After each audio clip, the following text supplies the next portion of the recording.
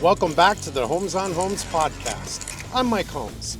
I started this podcast to keep educating people on how to make it right, just like I've been doing for over 20 years on television. Here, you'll find raw, unscripted conversations with experts on building healthy homes, choosing quality products, safety at home, and more. Let's get started.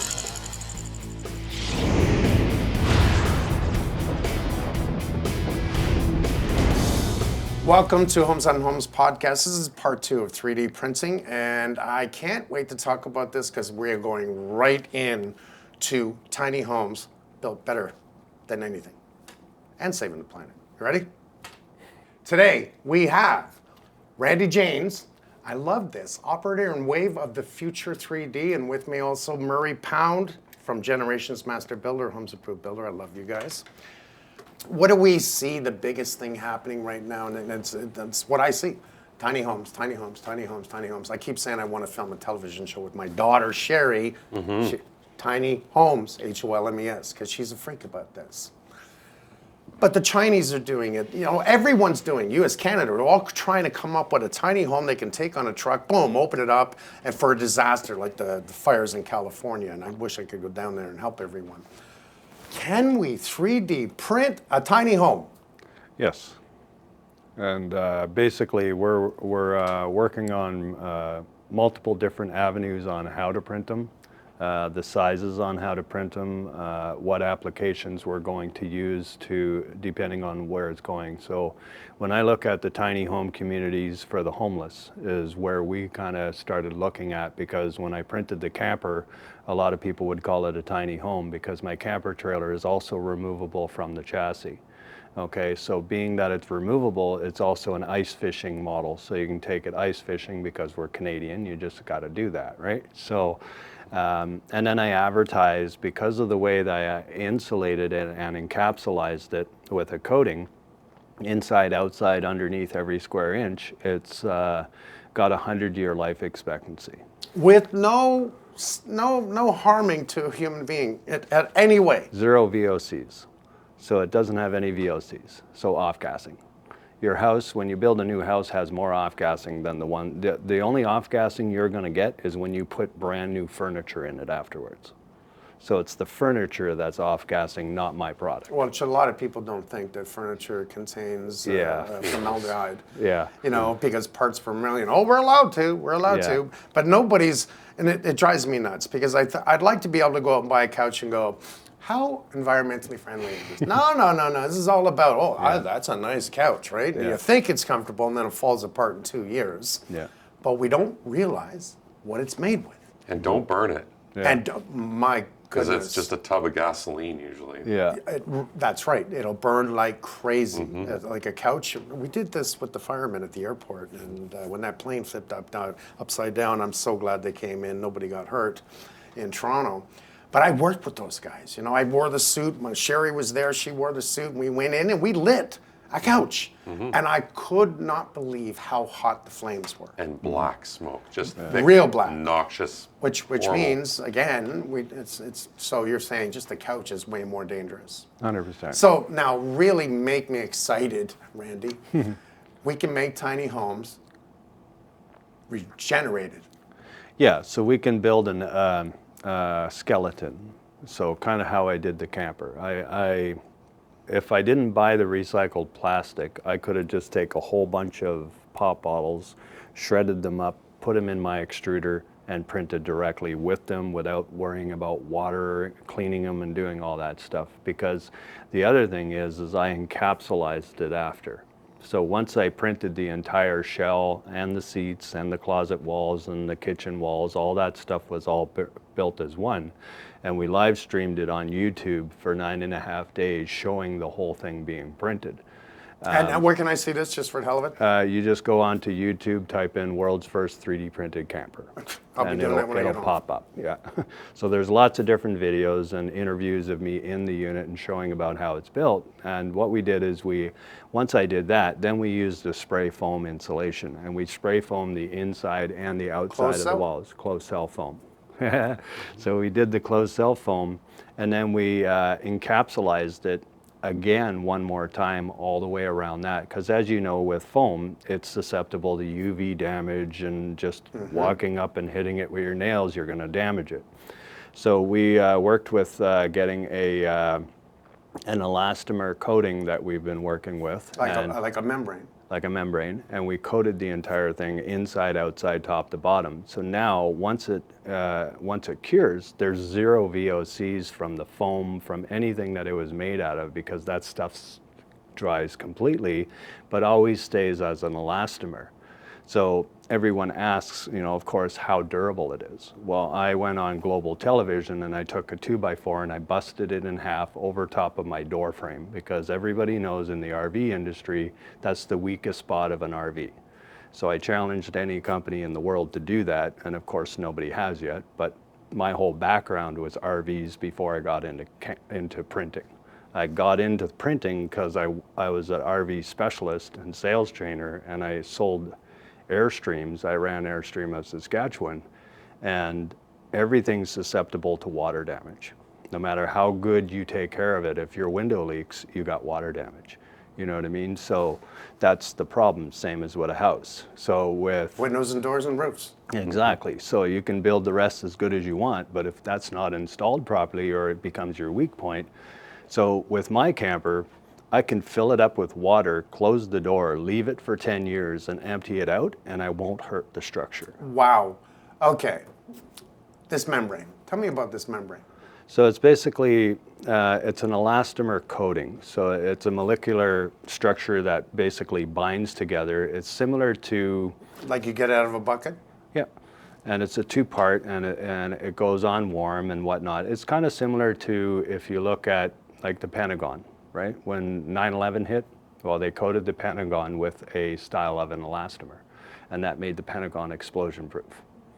So my trailer is technically an explosion-proof trailer. So they have a competition, or a charity in Saskatchewan every year called a pumpkin drop. And what they do is the biggest pumpkin grown, usually they're just over 1,000 pounds. They haul it up on like a watermelon. Yeah, and they haul it up on a great big crane and they drop it on something. It'll be a boat, a van, a car, a whatever. I wanted to donate the trailer because I think that it'd be the first thing that the pumpkin is never broke. Wow. Right, because of the durability. So we've even had like first on response teams talk about it, because if you're familiar with a truck camper has what's called a happy jack system. So it lifts up your truck camper, you drive out. And that's what's on my camper. And that's how it comes off the chassis. But now if you have a flood zone and they got 3 feet of water, well, it lifts it 4.5 feet in the air. So it can actually be sitting in a flood zone and having a dry spot to stay. So this was your imagination to actually turn this into a disaster home? No, I actually just wanted to build a trailer that was going to outlast every trailer ever produced. But you went and made it that it could jack up 4 feet? And I wanted it removable. So because it was removable, the Happy Jack system automatically lifts 4.5 feet in the air to get it off of your lifted, oh, I see. truck or whatever. So I just put that jack system on a camper trailer. Is that the same one that can drop it down on top of the ice? That's Yep. why you talked about ice fishing? Yep. So then Where you are can lower you? it right Saskatoon? down. Yeah. Man, I got to fly to come see you. Yeah. So no problems making a tiny home? No, so we're using that same concept, but we're not making it aerodynamic. So when I built the camper trailer, I'm looking at towability, so I'm not going to build it shaped like a peaked roof and give it that home feeling. So we want to build a homeless community, and if you go onto our TikTok, you'll see our full breakout of the homeless community and what we want to build.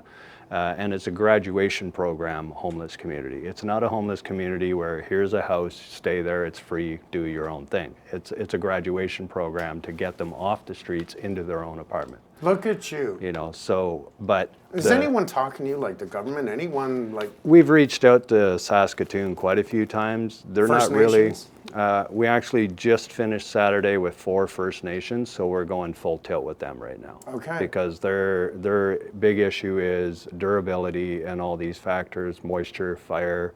It is a fireproof product as well, so they're... Is this because of the membrane? Yeah. Do you know about this?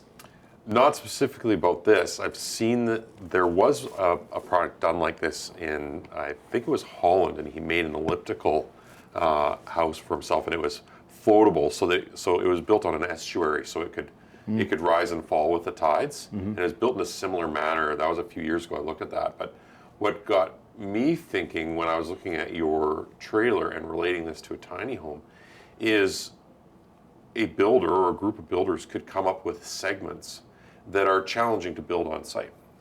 Window segments. So you've got a 6-foot section of wall that has a certain size of window.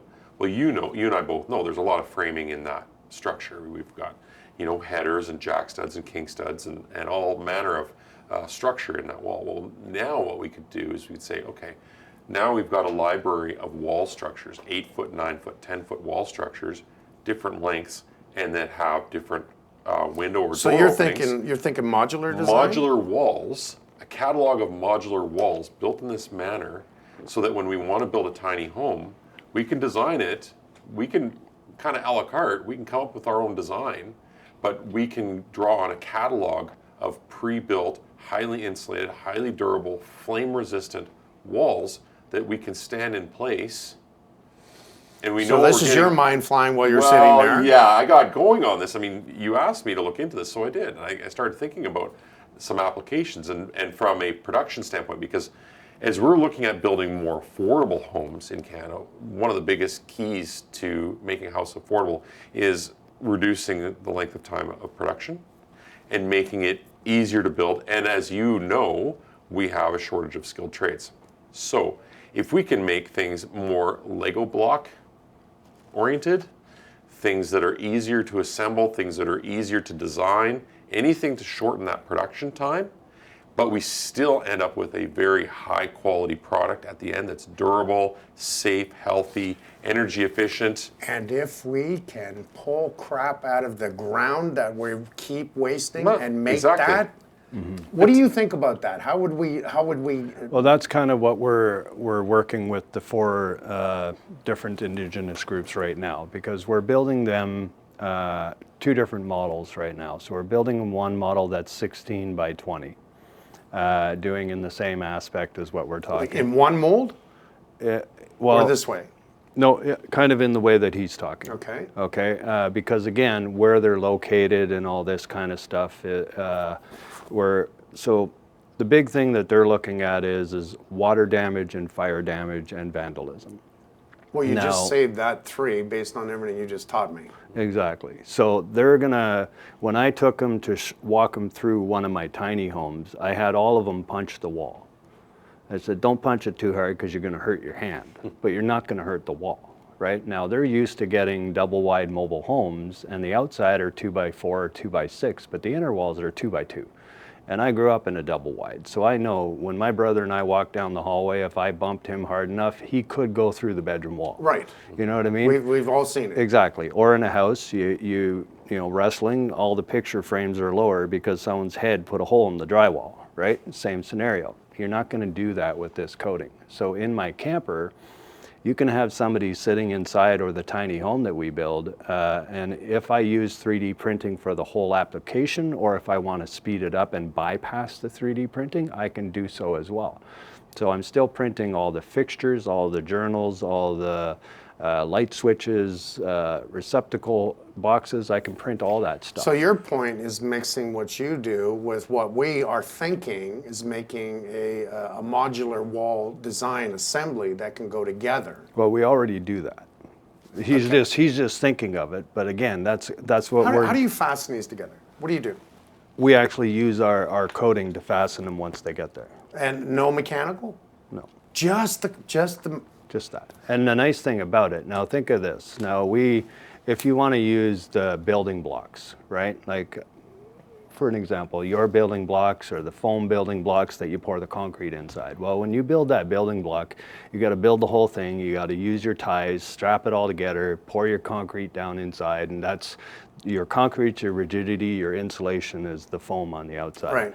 Now, if I bypass... I have a different way, but that's okay. Okay, so if I bypass that, or if I take your wall and we lock it all together, and if I bypass locking it all together, I can just go in and I can spray the wall, The membrane. the membrane. And that membrane, if I spray every square inch inside and outside and I seal it, now what do I have in the middle? You have an incredible structure that will not fall, blow up, fall down, burn, mold. Well, it'll have massive racking strength. And the air, Incredible. So for tornado situations, hurricanes, 100%. things like that, and then, I mean, there's a lot of other technologies you could theoretically tie into it to join floor to floor to floor, or, you know, long walls and things like that, which I'm sure he's, like he said, he's already thought of it all. Yeah.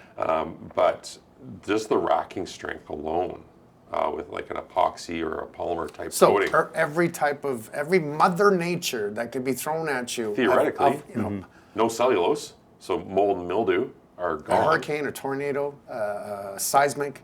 well, and if I could have brought the chunk of wall that we built, but they wouldn't let me take it across through the airport. They said, unless I can open it up and show them the inside, and we couldn't cut it. We tried to cut it with one of their knives they had there, and it just wouldn't cut. So I had to leave it at the airport. Well, are they going to pick it up when you go home? Yeah. Okay, good. So, but I was going to bring it so I could put it on the table, and you can see exactly, because I can turn around and I can take foam and put it onto this and build it onto, you can build your foundation with OSB flooring and have your plumbing and all that come up through, or concrete or whatever you want. And I can just stack the foam along there and put a light adhesive to hold it in place for the time being. And I can spray it and spray down and along the floor. And you will not break that off the floor. Airtight. Airtight. So the best built homes that, now no offense to home building, but the best built homes I've seen, and I've lived in some good houses too, in -40, if you put a pillow in the corner of the room at -40, a lot of times it'll freeze to the corner of that room, because you get that, you know what I mean? Well, the pillow itself is, R value is great with just air. So it's a light fluff pillow. Yeah. So that R value is so good. It's actually keeping the outside wall cold. It's acting as a piece of insulation against the wall. And it's absorbing moisture. But that's a real bad sign of the build if your Yeah. pillow's freezing. Yeah, but again, with this, because the floor, the walls, the seam, the roof seams, like every square inch is completely airtight 100%. Not 99%, not 92%, it's 100%. You know what I mean? I'm And really that's, interested in seeing this membrane. Yeah, and that's the key is, Do you own anything to do with this membrane? yeah, Oh, you do? yeah. Oh, we're going to talk. We're going to talk. What is this? What's your mind thinking? Well, immediately, I had just mentioned it, but immediately I'm thinking about indoor air quality, being able to exchange your air completely, and also being able to protect yourself from any outside contaminants, and reduce any possibility of indoor air transmitting through the wall structure. So the your wall, airtightness. yeah, but that house is 100% airtight. There's right. not even a leakage. So just that, air tightness contributes to so much energy savings, as you know, right? We would need an ERV, It also contributes some sort of transfer of air Yeah. in and out. right, and then the tighter we can make our vapor barriers and air barriers, the healthier we can build the home, because we're not introducing moisture into the wall structure. And one that could shut off if there was fires. So you can shut off that air system that it stops pulling sure. outside air in because there's smoke and becomes dangerous for you to breathe, which already is out. Panasonic has it, and I love what they're doing. I had one that we built that looked, because we also shaped the foam. That's the nice thing with foam. I can make it look like anything. So if we, I don't know if Lisa sent you photos, but we have one that looks like a log cabin.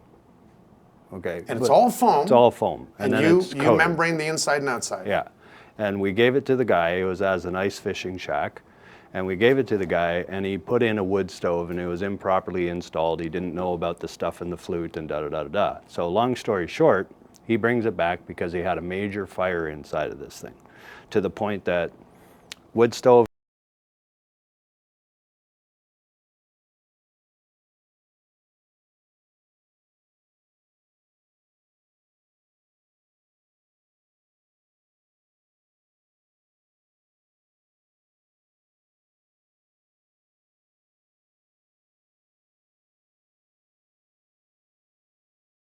was a brick fireplace. So really cool aesthetics, right? This thing caught on fire. It melted the TV off the wall. It destroyed the lampshade. The air conditioner was completely melted and burnt right in its place in the wall. Outside, no damage whatsoever. Inside, we had to repaint it. California, here we come. Yeah, so that's a prime example, and that's not even as strong as how we can make it, because that's an ice fishing design versus a house structure design. How did you design this membrane? It's not a. Where'd your mind come up from to do this? We just worked with other companies. Like there's it lots. yours? No, well, it's not my You're part of membrane. owner with some other companies? I work with a company that makes multiple membranes. Okay, and So- is this patented? Not well. It depends. It's patented, but not as an application. So it's a patentable application. You know what I mean? It's kind of like the guy that builds homes right now. You'll see in the U.S. that they build foam houses, right? You see this big Yes. movement, and they're wrapping it with the mesh. Then they come in with that hopper gun and they spray concrete on it. Yes. And they say, we got our patented concrete that they're spraying on the wall. That's the process, yeah. That's what they're doing, okay? I don't need to put the mesh on. So now imagine doing that same home construction that they can build that foam house in like a quarter of the time. I was going to say 10 times faster. Yeah, but now we're not having to wrap it with the mesh, and we're not having to go over and trowel it after, and we're, all those kind of things. And then because I do 3D printing, CNC, laser engraving, vacuum forming, I have all those machines. So I build my own molds. So if I want a brick wall on the outside, I can make a brick wall out of foam with spray foam that you guys use, pop it off, attach it to my wall before I coat it. If you want siding, you can put a siding look. You and that know what this siding- has done to the building department agency, right? Because they're going to look at this and go, Yeah. we need engineering proof because, Yeah. one, we're going to want to see the fire rating on the membrane. Two, There's you've got lots- a combustible, because closed cell spray foam is combustible. Mm-hmm. So you've got a combustible product that's your structure. Like you're talking using foam as structure, right? block foam as well as spray foam when you're putting a decorative exterior. And you're using it as structure. The foam itself, yes. The block foam is structure. Since and when they've already can we do foam as structure? but they've already proven it. There's in the You can U.S. do it. In the U.S. they've got what is that company? I can send you a link to it. But they've got approval in like 40 something states right now for doing. Yeah, but everyone's working on, they'll have a skeleton within it. Nope. Just foam. Just foam. Look it up. Yeah, but what's and the there's ratings guys, on it? there's guys walking up and they're going, the nice thing is we can put in a 2.5 foot by 4 foot by 24 foot beam and two guys can walk it in because it's made of foam. Notwithstanding code That we know. considerations. This was a 2-story house and they passed all codes for it. Like, look it up. As long It's as an very- engineer puts his stamp That's on it. that's the key. But- And we're working with an engineer for our stamp because we're Canadian. So we're just looking at a different avenue on our side, and we have an engineer that's looking at ours and says he has no problem. He thinks it's stronger than the concrete. It's still, so one wrinkle I think, correct me if I'm wrong, but one wrinkle I think we'd have to look at is integrating this into Canadian approval systems, the Canadian code, Yeah. and But we could if we municipalities. come up with an Obviously, idea. with Yep. testing and extending this out in the future, I'm certain that the technology's good enough and it solves certain problems. Those obstacles can be overcome. But I think there's all sorts of applications for the technologies that you present to assist tiny homes and affordable homes in and of the wall structure idea, which is fantastic. But in the here and now, if we looked at the next 2 to 3 months, what could we use these technologies to resolve in production home? Yeah. Like we could probably sit down with a pad of paper and scratch out 50 or 60 ideas before lunch. And again, I'm excited Right. that we can save For sure. waste. One of the things I was thinking of, we're building an affordable home. If we damage the jamb and sill structure of a front door during production, we've got a $600-700 door that we're throwing away. But if we can produce films that can protect the jambs, the sills, the door that slip over that door in production cycles, now guys can be a little bit rough with it. We peel those off when the job is done. We've just saved having to replace a $600 or $700 door. So sometimes I look at durability and job site prevention as being sustainable. and also contributing to shorter production cycles, because if we're not having to replace something during production, now we can keep our initial production cycle. We're not inducing delays. So there are unlimited applications for the technologies that Randy is presenting in making homes less costly to build and keeping our production cycles. Yeah, the tiny homes that we're advertising is when you look at it, almost any tiny home for homeless communities right now are just glorified sheds. You know what I mean? That's all I'm seeing. It's a shed. It is. It's a shed. Where ours is still going to look like a shed because you keep it under that 100 square feet, so then you're not getting into bylaws and codes and everything when it's under 100 square feet. But we're seeing everyone with the trailers. As long as there's Yeah. wheels, they can make steps 12 inches high on the rise for their stringers. It's just because they're Yeah. allowed to do it because there's wheels on it. It's not Yeah. the same code as residential. Exactly. But again, are we using safe products? Is it a recyclable product? Is it a regenerated product? That I like Yeah. the new word that you taught me. It's not. And if you want to do that, build a shed. And Build what's- a shed. Don't buy one of these things. And what's the life expectancy? You know what I mean? Especially dragging it down to smooth Saskatchewan Street or Toronto Street or whatever, right? And you look at a tiny home in a homeless community, you can get vandalism, you can get marking on the walls, you can get kids in there that might spray paint or do all this stuff. Well, if they spray paint the walls, you walk inside, you power wash the walls off. Well, that's you know. my point. I'm trying to get away Yeah. from that trailer, that Yeah. tiny home trailer. Don't even think of that. We have ways of putting together a tiny home that is sustainable. That is, right now, blowing me away, incredibly strong and good for fire resistant, water resistant, storm resistant. Yeah. That's amazing. Yeah. We're going to work a lot more together. Nice. We're going to become very big friends.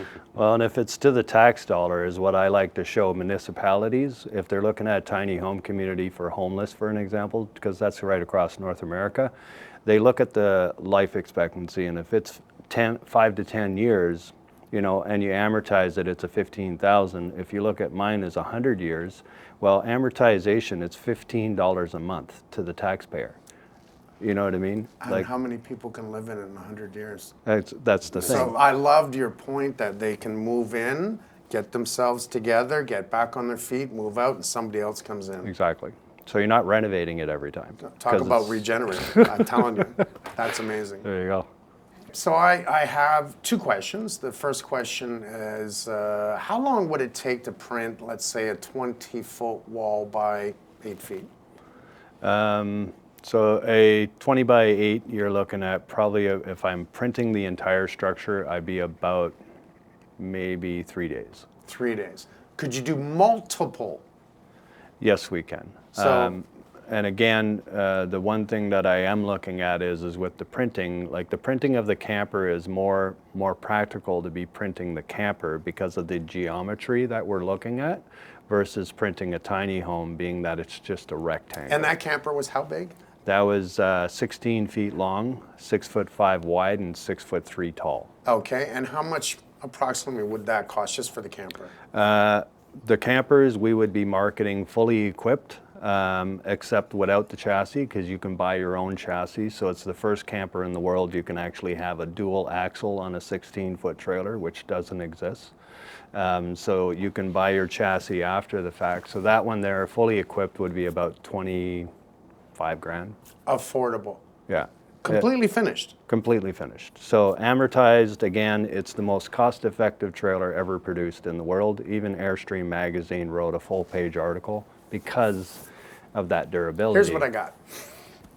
Just from having you here today.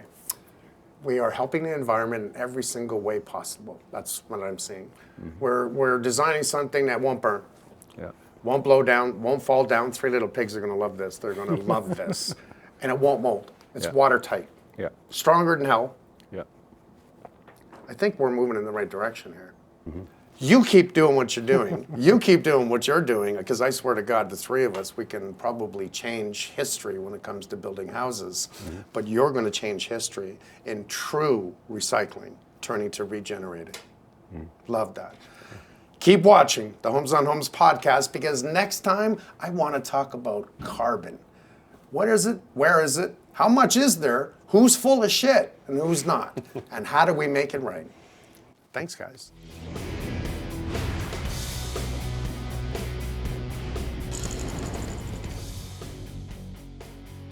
If you like the show, check out the episode page on makeitright.ca for more tips. Listen on Spotify, Apple Podcasts, YouTube, and Amazon Music. Subscribe so you don't miss an episode.